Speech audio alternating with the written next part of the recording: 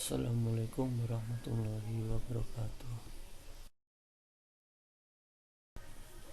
Selamat pagi anak-anak. Bagaimana kabarnya hari ini? Semoga selalu dalam lindungan Allah Subhanahu wa taala.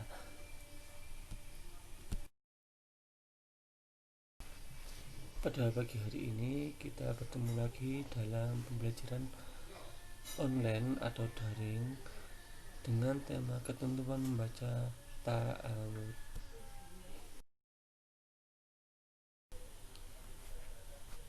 Anak-anak, sekarang kita mengulang pelajaran yang kemarin, yakni tentang membaca ta'awud. Ta'awud sendiri apa sih pengertiannya? Yaitu kalimat yang dibaca untuk meminta perlindungan kepada Allah dari setan yang terkutuk. Kemudian tidak hanya itu saja anak-anak, jadi perlu kita ketahui membaca ta'awud bukan karena hanya membacanya saja. Kita harus tahu hal yang lain. Apa saja yang perlu kita baca selain ta'awud? Banyak sekali kalimat-kalimat thayyibah yang perlu kita baca selain ta'awud sendiri, ya. Jadi membaca ta'awud adalah di sini hukumnya sunnah, dan bagi siapa yang bacanya tidak mendapat dosa. Karena apa?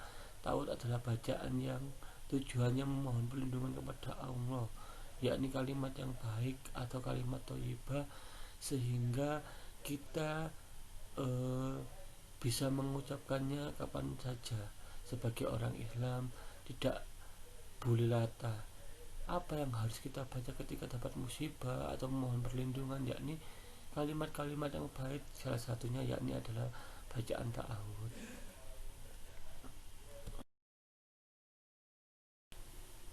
Nah, tadi setelah bahas tentang hukum membaca ta'awud, sekarang waktunya kapan ya kita bisa membaca ta'awud.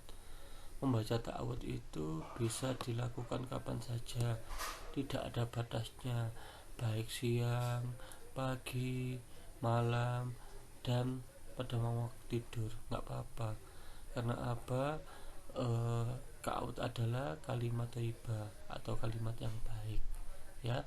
Membacanya juga itu mendapatkan pahala, mendapatkan perlindungan serta pertolongan dari Allah dari hal-hal yang bisa membahayakan bagi kita semuanya. Kemudian misalnya mau membaca Al-Quran, ketika mau sholat, mau berdoa dan berzikir, nggak apa-apa dibaca. Karena apa? Itu termasuk salah satu bacaan yang baik, yang mulia. Jadi jangan mau sholat kok membaca ta'awud, apapun kok ta'awud. Tidak ada batasannya, ya, untuk mengawali segala apapun agar kita terlindung dari hal bahaya atau hal-hal yang meragukan. Sebaiknya kita membaca ta'awud ini. Sekarang keutamaan. Apa sih keutamaan baca ta'awud? Jadi tidak pengertiannya saja yang kita ketahui, hukumnya kapan kita harus bacanya. Jadi di sini ta'awud sendiri juga punya keutamaan.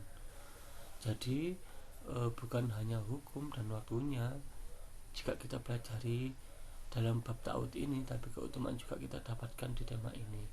Satu, menghilangkan amarah. Ya, biasanya kalau siapa yang sering marah-marah atau tersinggung, ya, anak-anak harus membaca ta'awud ini. Kemudian melindungi diri dari segala kejahatan. Takut kalau mau keluar rumah misalnya, nanti aku kalau dijamret bagaimana, kalau aku di ini bagaimana. Sebaiknya kita membaca ta'awud, ya. Kemudian ketiga, hati akan lebih tenang. Karena apa? Ya karena tidak ada yang menggoda. Jadi kita baca aja ta'awud biar dapat perlindungan dari Allah. Kemudian selalu ingat kepada Allah. Jelas ini anak-anak, ya. Karena apa? Bacaan ta'awud adalah bacaan yang baik, yang mulia, ya. Sebagai orang Islam kita tidak boleh berbicara yang kasar, yang kotor, kemudian yang menyinggung perasaan orang lain, ya. di sini dibaca nggak apa-apa, biar selalu ingat kepada Allah.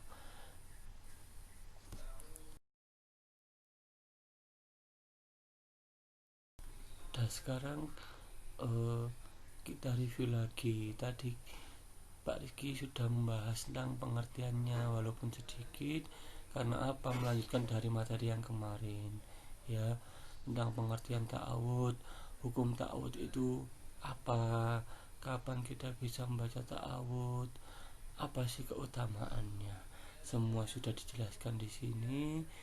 Dengan apa yang saya jelaskan, semoga anak-anak memahaminya. Kali ini tugasnya yakni tidak banyak-banyak, cukup 3 saja ya. Yang penting anak bisa paham, bisa menjawabnya ya. Yang nomor 1 yakni apa hukum membaca ta'awud. Kemudian yang nomor 2, kapan ta'awud dibaca. Dan yang nomor 3, sebutkan 4 keutamaan membaca ta'awud.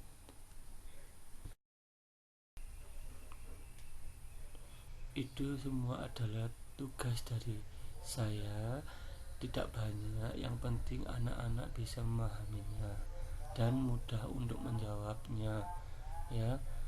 Kemudian pesan saya, jaga kesehatan, jangan lupa belajarnya sesuai dengan jadwal yang sudah ditentukan dari sekolah, ibadahnya ya.